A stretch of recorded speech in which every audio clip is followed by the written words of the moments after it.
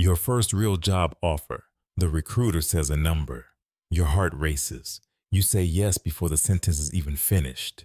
No counter, no pause, just gratitude and relief. And that moment, that 3 second silence you never took, it might be the most expensive mistake you ever make, more expensive than your car, more expensive than your student loans, more expensive than almost any single decision in your financial life. And you didn't even know there was a decision to make. A Salary.com survey found that 58% of workers accept the first offer without negotiating. Not because they're lazy, not because they don't care about money, because nobody ever taught them how. You grow up being told to be grateful, be humble, don't rock the boat. So when someone offers you $55,000 a year, you feel lucky, you feel chosen, you don't want to seem greedy. And here's the part that makes it worse. Employers expect you to negotiate. Most hiring managers build $5,000 to $10,000 of wiggle room into every offer. That buffer exists specifically for the conversation you're too nervous to have. So when you accept the first number, you're not being polite. You're leaving their money on their table, money they already budgeted, money they expected to give you. And that gap between what you accepted and what you could have earned, it follows you for years because your next raise is a percentage of your current salary. Your next job bases your offer on what you made before. One conversation you never had sets the ceiling for every paycheck that follows. Here's what nobody explains about salary negotiation. It's not a fight. It's not a confrontation. It's a structured conversation with predictable rules. And once you understand the rules, you'll wonder why you were ever scared. First, timing. The best time to negotiate is after you receive a written offer, but before you sign. That's it. That's your window. At this point, the company has already decided they want you. They've invested weeks interviewing you. They've probably rejected other candidates. They are not going to pull the offer because you asked a professional question. According to a Harvard Business Review study, less than 1% of job offers are rescinded due to negotiation. Less than 1%. The fear that stops you is based on something that almost never happens. Second, the anchor. Whatever number they say first becomes the anchor.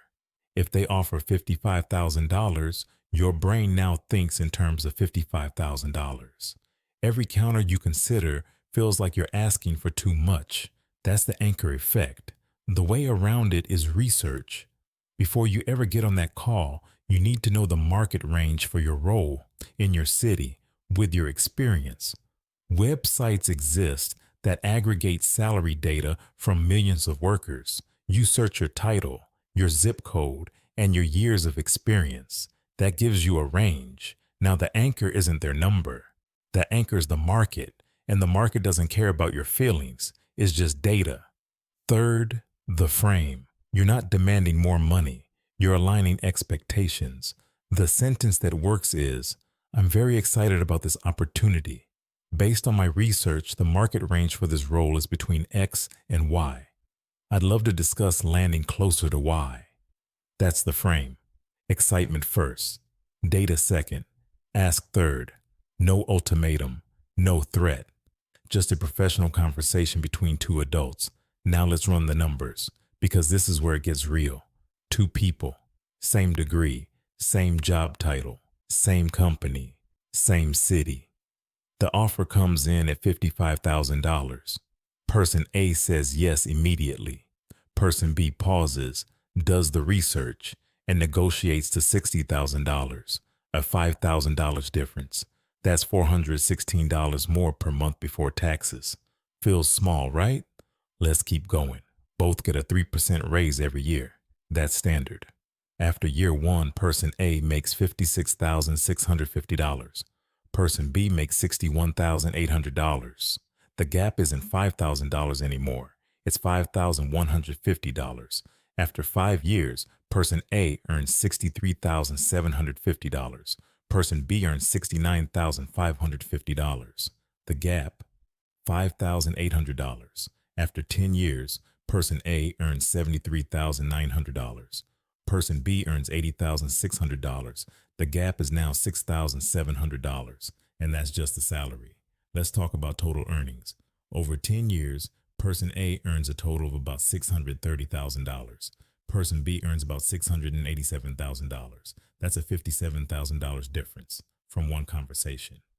But we're not done. Let's say person B takes that $416 monthly difference and invests it in a broad market index averaging 7% annual returns over 40 years. That $416 a month turns into $1,060,000. Let me say that again. The difference between negotiating your starting salary and not is worth over $1 million across a career. One conversation, one moment of discomfort, $1 million.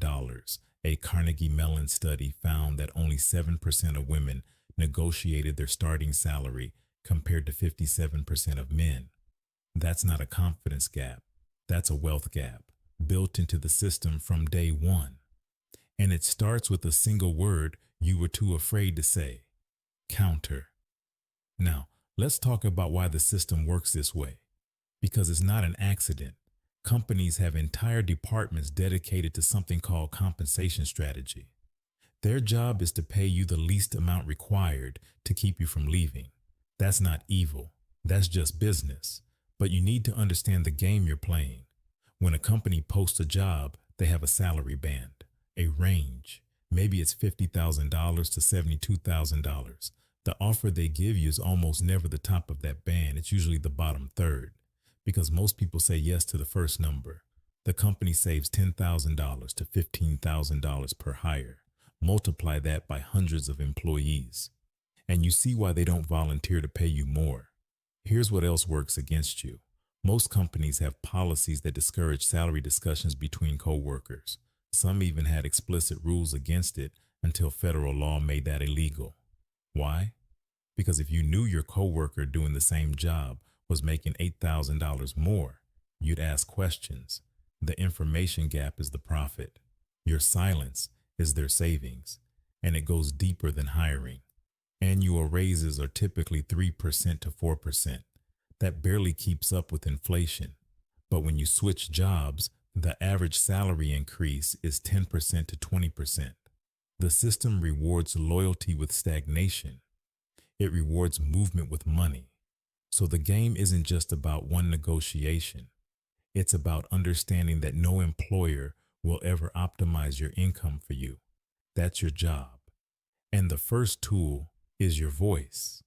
The objection you hear most is this: I don't have leverage. I need this job. I can't afford to lose the offer. And that fear is real, especially when rent is due, especially when you've been searching for months. But here's what the data says. A study from George Mason University found that people who negotiate earn an average of $600,000 more over the course of their careers than those who don't.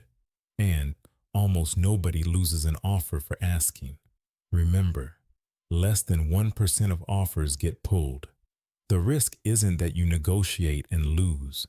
The risk is that you don't negotiate and pay for it for the next 40 years. So here's your plan. Step 1, research. Before you even apply, look up the salary range for your role. Use free salary comparison tools.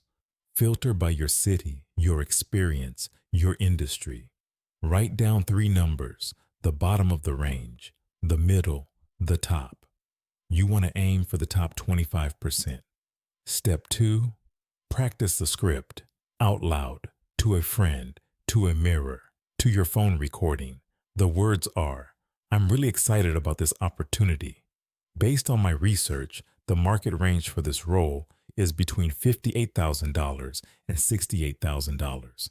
I'd love to discuss landing closer to $65,000. That's it. Say it 10 times until it feels normal. Step 3, negotiate more than salary. If they can't move on the number, ask about signing bonuses. Ask about extra vacation days. Ask about remote work flexibility. Ask about a 6-month salary review. Companies often have more flexibility on benefits than base pay. One study from the Wharton School found that candidates who negotiated non-salary items were 18% more satisfied in their roles long term. The worst answer you'll ever get is, "We can't go higher right now." That's not rejection. That's information. And you still said the word. You still advocated for yourself. That muscle gets stronger every time you use it. Two people, same age, same city, same degree, same job offer at the same company, $55,000. Person A is grateful. Person A says yes immediately, doesn't want to seem difficult, starts work Monday.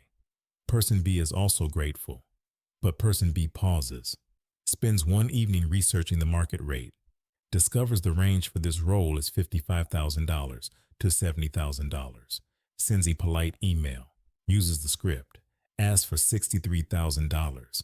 The company comes back with $60,000. Person B accepts with a smile, same company, same job, same first day, but a $5,000 gap from day one. 5 years later, person A earned $63,750. Person A has earned a total of about $315,000. Person B earned $69,550. Person B has earned a total of about $343,000. That's a $28,000 gap already. 10 years in, person A has earned about $630,000 total. Person B, about $687,000. The gap is now $57,000, and person B has been investing that monthly difference the entire time. After 10 years of investing $416 a month at 7% returns, person B has an investment account worth approximately $72,000. Person A has nothing extra because person A never knew there was extra to have. After 40 years, person B's invested difference crosses $1 million. Same paycheck cycle, same employer, same hours. The only difference was one email that took 20 minutes to write. Person A wasn't lazy. Person A wasn't careless. Person A just didn't know. And that's the part that should bother you the most. This is not your fault. Nobody taught you this in school. Nobody practiced this with you at the dinner table. The system was built for your silence. But now you know. You know the script. You know the math. You know what one conversation is worth. You're not someone who just accepts the first number anymore. You're someone who pauses, researches, and speaks up. And that changes everything, not just for you, for everyone who comes after you.